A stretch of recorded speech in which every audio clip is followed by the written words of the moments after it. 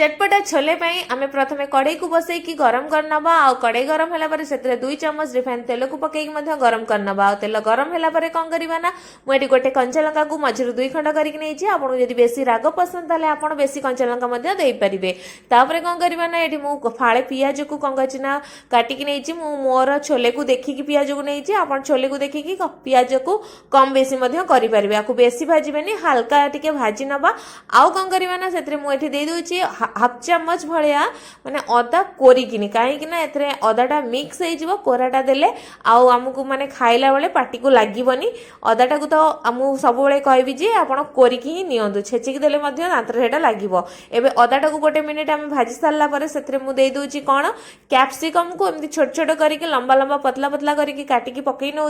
कहीं जेहतु ये छोले को व्यवहार करवा छोले को देखिकी मुझे कैप्सिकम साइज को काटिकी ए पकई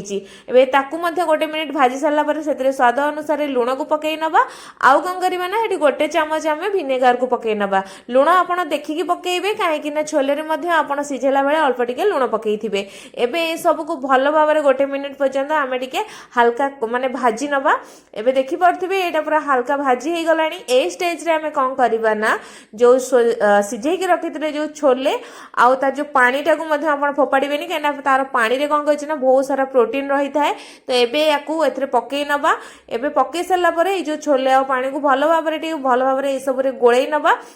तापर से कौन करवा ना हाफ चम्मच मुझे दे गोलमरीच गुंड आठी मुझे कौन ना माने टमाटो आउ चिली सॉस माने से मिसिकी अच्छी टिके राग राग आ मीठा मीठा लगी था आप चाहिए ए